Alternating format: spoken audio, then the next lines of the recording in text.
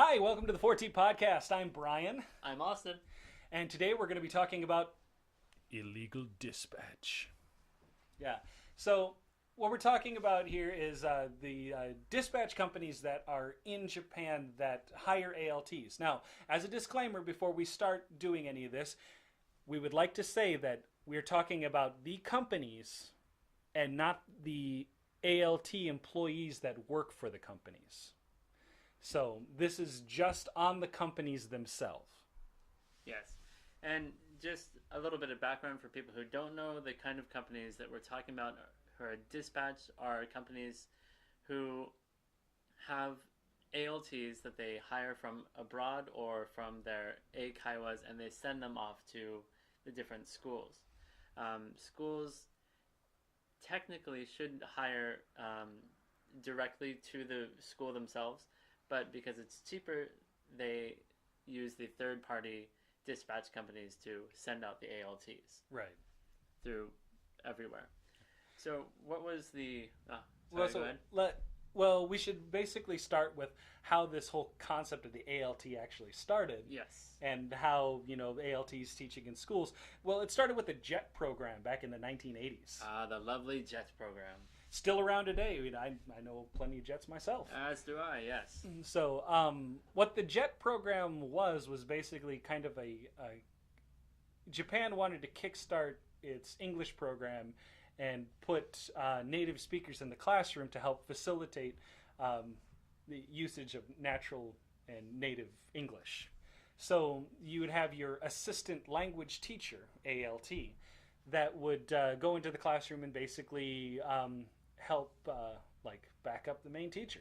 Basically be the secondary source for English materials in the classroom. Yes. The first official ALT to come to Japan was in the 1980s, I believe, right? Yeah. And it was... The first people that came were actually from Britain originally, from the UK, and then it eventually branched out to America. And now they have yearly 6,000 ALTs who come in from multiple different countries around the world. Including U.S. territories. Yes. There are Jamaican, Guam, Americans, Canadians, everyone comes. South Africans, yes. Australians, New Zealanders. Yes.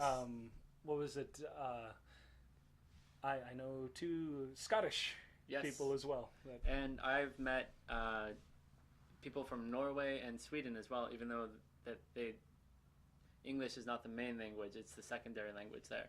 Right. But their English level was high enough. They were able to show that they had passed language tests, that they were able to come over on the JET program.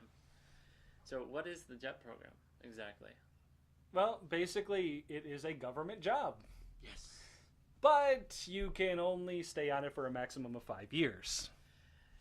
Technically. And then after that, there are the CRT programs and other things such as that you get jobs in the Board of Education or in the town halls doing certain jobs. Actually, in a previous podcast that we did with Roger. Yes. Roger Smith, he is a CRT that works in the tourism department. Yes, and I've met many JET ALTs who have moved on from there. In Sendai, there are 6 who work in the Sendai Board of Education as the official consultants for the English education and tourism. So if you're looking to come into Japan for a long term and you're able to get on the JET program, it's a very good way to come here. Yeah. If you're able to get on. So let's talk about the rise of the dispatch. Dun dun dun. All right. Well, anyway, so rise of the dispatch. Basically, the JET program with I don't want to say with the Japanese government going back and forth between the different parties holding power. Yes. Basically, the education program would flop back and forth. So the amount of money that the government was actually going to put into the JET program, to how much money they were putting into this and how much money they were putting into this. Basically, it came down to that they started pumping money into the boards of education, but they stopped pumping money into the JET program. Yes. So it just so happened that they wanted to up the amount of English being used in the classroom, but the JET program did not have enough money to facilitate all the ALTs required and needed throughout the entire country. So, to fill that gap came these many different dispatch companies out there. So, do we want to name off a few of them? Well, we can name off a few of them. What they originally started as were eikaiwas. And so they got bigger and bigger and eventually started going to all the different schools. So the original one, the contender to JET, was, I believe, Nova. Yep. And so there's Nova, there's ECC Junior, Joy Talk, the biggest ones. And then there's also the smaller ones, such as, well, Interact's probably the biggest one. Yeah. Well, Interact is technically two separate entities. There's Cellnet and Interact that work together. That. And then they're basically subsidies of the same company. Yep. And then you also have GABA. GABA was another one that's out there. And then there's one more, and I'm drawing a blank on it right now. Anyway, so there's about like 6 or 7 of these different dispatchers. Yeah, the major ones. There's 6 or 7 major ones. There's hundreds of them all around, but the main ones are all throughout Japan. Yeah. So let's talk about like what you would actually do with a dispatch company first. So coming to Japan, you come in generally with a dispatch company, or JET if you're lucky. So a dispatch company, you'll come in, they'll say, okay, you will go to this town and you're going to teach for these schools. It seems easy enough at the beginning. But then you get into the intricacies of being an ALT for a dispatch company. One of the things is when I worked for a specific company that was a dispatch company when I first came to Japan, they had me working at 7 different schools. And I would basically go to a different junior high school every month. So I'd just go for one full month at one school, and then every month it would change. And they would throw in a few elementary schools and one kindergarten in at the time. Yes. One of the things that they do is when they give you a schedule, there are 6 periods or 6 lessons that are taught throughout the day at any school, whether it's elementary school or junior high school. So throughout those 6 periods, let's just say you are at 2nd period, 3rd period, and 4th period. So you are being dispatched to teach for the 2nd, 3rd, and 4th period. Now, where it gets a little tricky is that in order for you to, let's say, change 2nd period to 1st period, if there's a sudden change, the school is required to call your dispatch company to tell them that there's a change, and then the dispatch company is supposed to call you back and say, hey, 2nd period has been changed to 1st period. Go to 1st period instead. And that's the process that they use. And after I've been in Japan for 10 years and talking with all the different teachers, you can see in the teachers how much of a pain in the butt it is to work with a dispatch company as opposed to a direct hire. Direct hire ALTs work for the Board of Education. Their bosses are the schools. Their bosses are the principals and the Board of Education. So they can order an ALT around, and the ALT has to do that. Talking with the teachers for dispatch companies, it's such a pain in the butt. If they want to make a change, they have to, like changing one class for the day, they have to tell the Board of Education. The Board of Education has to call the dispatch company. Then the dispatch company has to call the Board of Education. Then the Board of Education has to call the teacher. Then the teacher has to tell the ALT. And then it starts all over again from the ALT's side. And once all that's finished, the day's over and you go home. Right.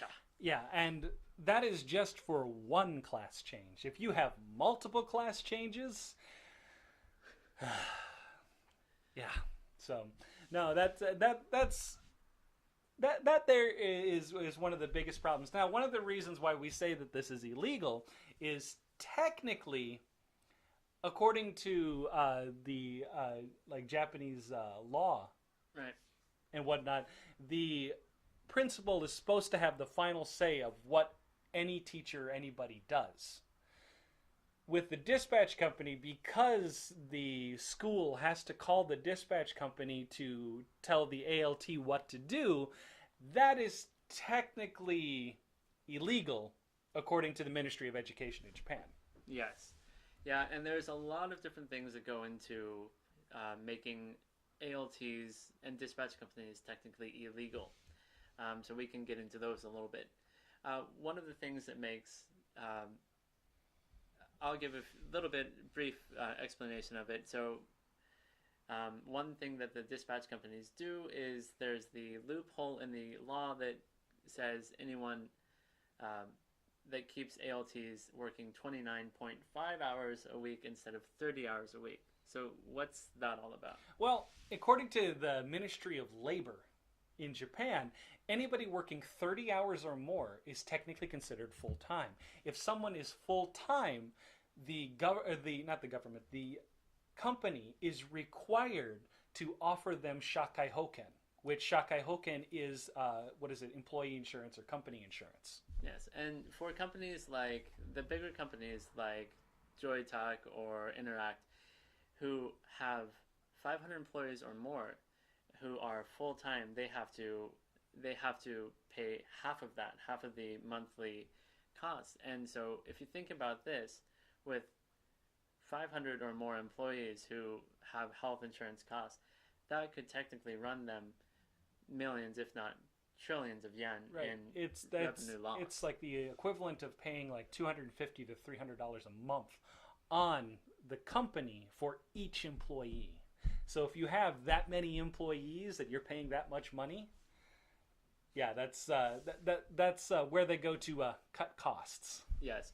So there is a loophole in the law that people take advantage of, where it's technically not legal, but they take advantage of the loose semantics that Japanese people use in their contracts. And there's a part in a labor law that says people under 29.5 hours, under 30 hours are not full-time or considered part-time. Yeah, something. I'm not sure about the wording of it. If you want to, please check and write in the comments below.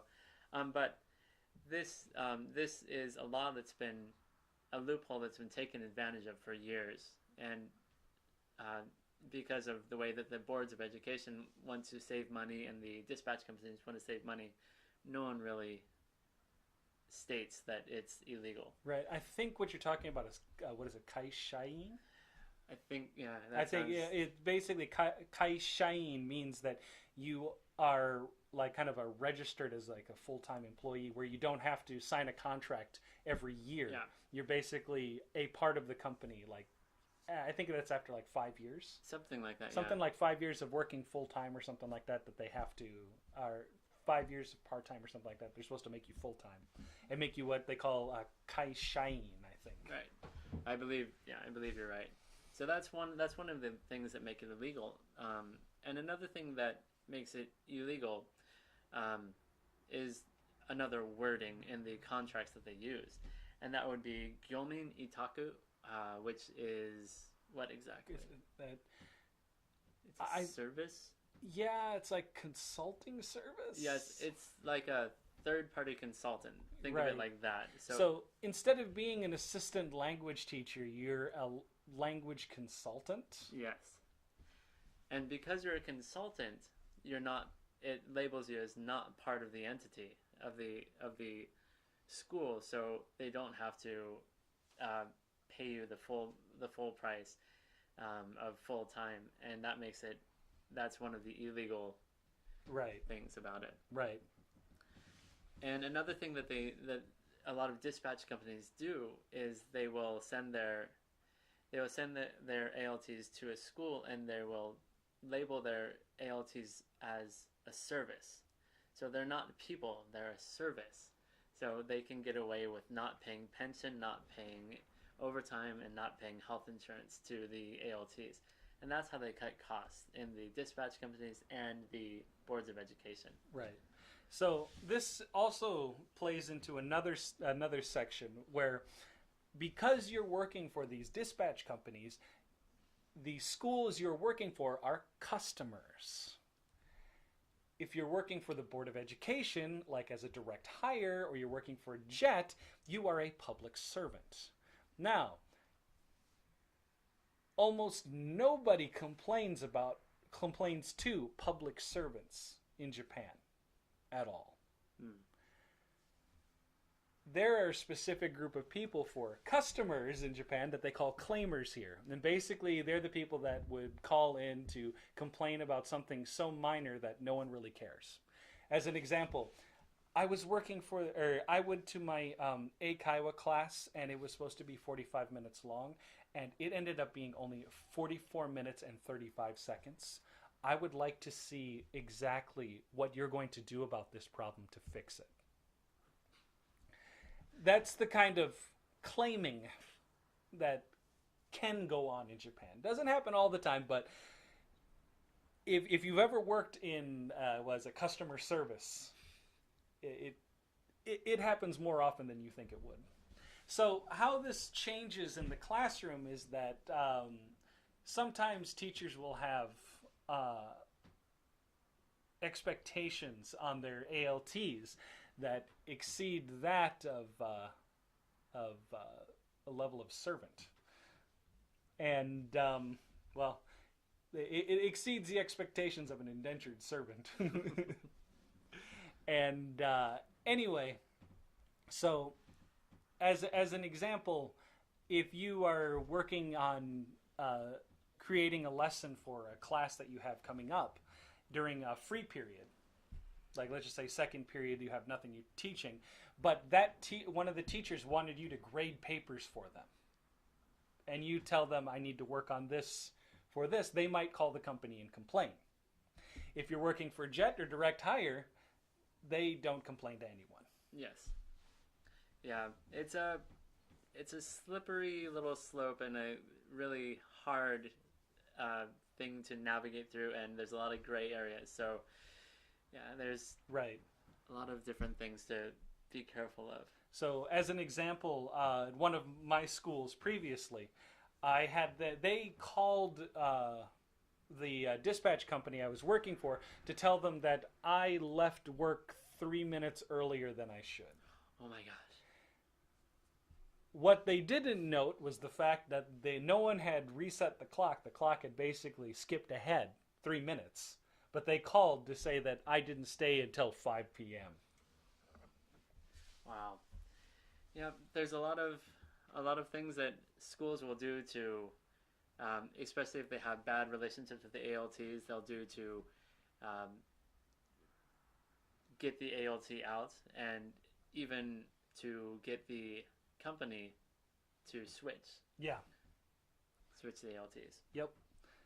So let's talk about how certain these entities, how they may not have any employees, but they work as a consultant, maybe for a board of education for the ALTs. Yeah. So, for example, there's companies that will have no ALTs at all with the Board of Education. So let's say the Board of Education has ALTs that are working there, and the entity, the dispatch company, will come on and act as a consultant.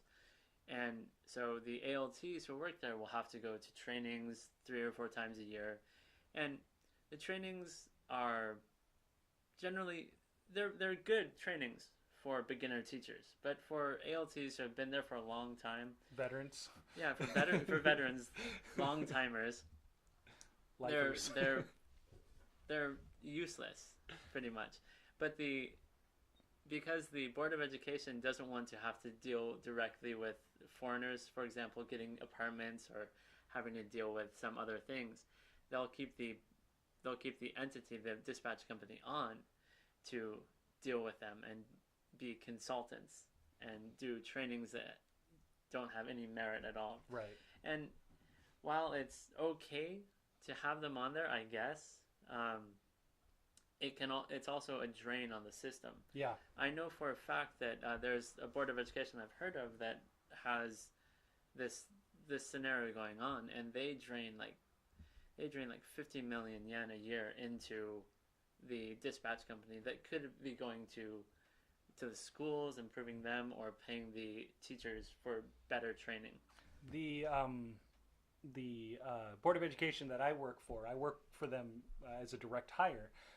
I talk with them directly, but they require that you have like at least above like a JLPT3 proficiency in Japanese in order to work for them. So. Oh, that's interesting. Yeah. Yeah, or the equivalent of a JLPT over a JLPT3. Yeah, that's interesting. A lot of board direct hire jobs are actually kind of rare to come by. Yeah. So if you get one, hold on to it tight. And never let it go, because with my direct hire job, I have the Shakai Hoken. I get my yearly contract, and it is basically guaranteed. I get lots of days off.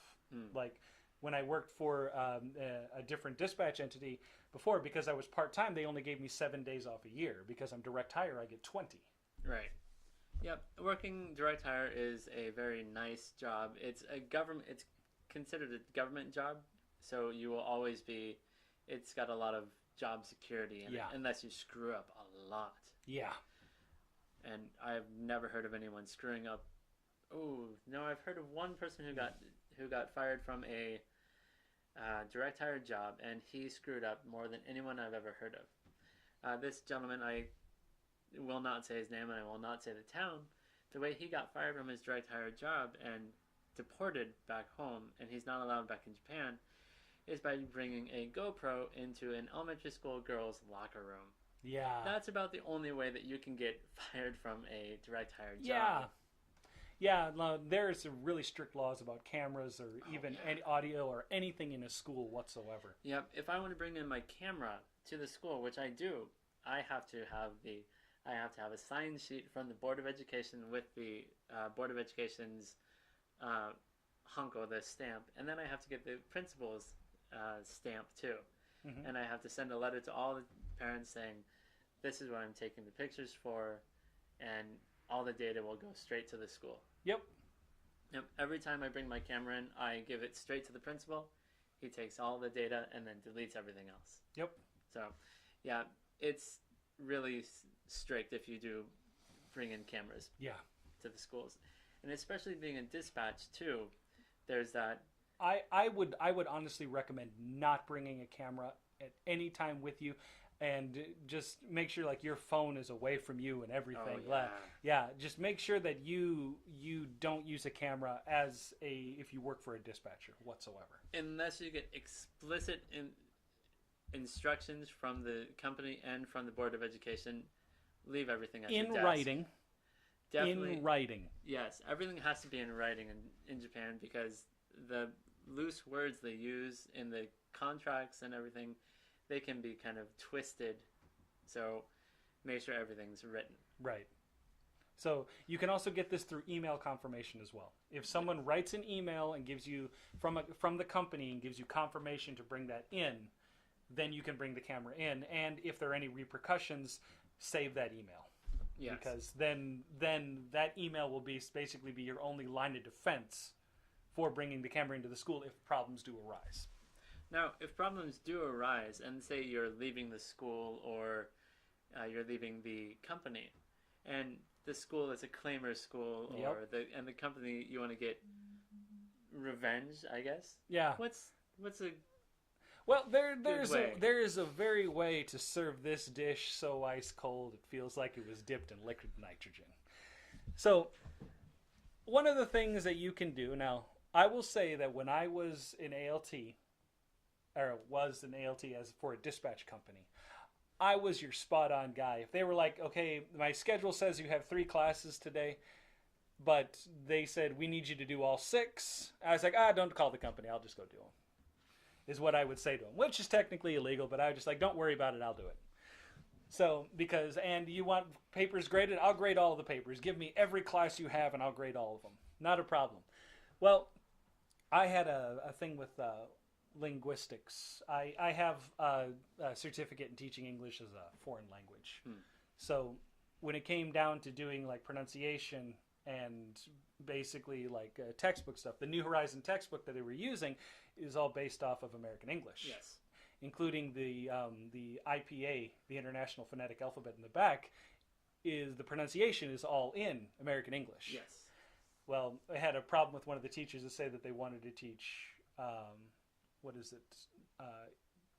form of English from the UK. There's many different dialects. Yeah. But I had said to them, well, the textbook and the listening exercises they're going to be using for their entrance exam is all going to be in American English. Including the entire writing is all going to be in American English.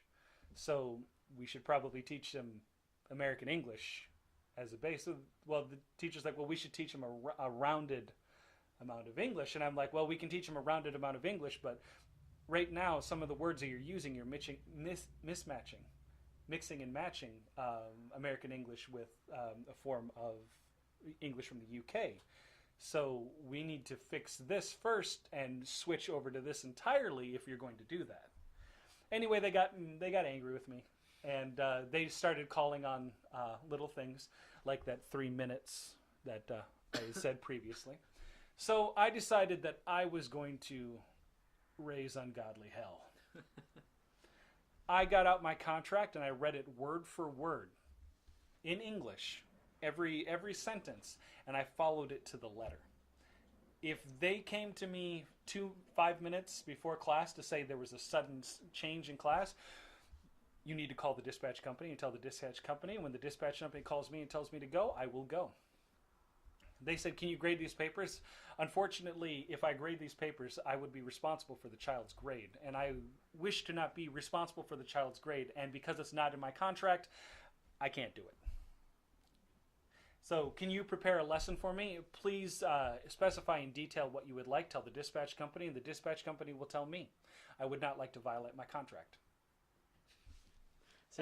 And when the dispatch company says, so can you go to lunch with the kids? Because usually ALTs go and eat with the kids at lunch. I would tell the dispatch company, I will go and sit with the kids, but you would need to pay me for that 45 minutes. And because that would put me over the 29.5 hours, that would make me full-time, and I would prefer to be on Shakai Hoken, the employee insurance. At that point, I have basically got revenge with the school and revenge with the dispatch company, because with that 3 minutes thing, I got in deep trouble for leaving 3 minutes early because of a clock malfunction. So yeah, but working for dispatch companies can be interesting, to say the least. Yes. Experiences like that, and it pays to know your contract a lot. So when you get your contract, read it through and memorize it. One of the things that some of the companies do, just as a kind of a side note, is they'll say that you're going to get paid like 2,500,000 yen a year. What they don't tell you is that because of your location, you need to have a car, and they have arranged a rental car for you, but you have to pay 30,000 yen a month to go to that car, towards that car, and you have to pay your own gas for it. Yep. Yeah, and they'll take away money from you whenever they can. Yep. So know your contracts and know your rights. Know your rights, know your company, and read that thing through thoroughly. It will save your butt if you need it. Yes. Anyway, I think that's all we got for this one here. I can't think of anything else. All right. So, well, I'm Brian. I'm Austin. And we're with the 4T Podcast. And if you want to catch us on our private YouTube channels, or our separate YouTube channels, I'm at Gwedo TTJ. And I'm at ALTX. All right. We'll see you later. Bye. Bye.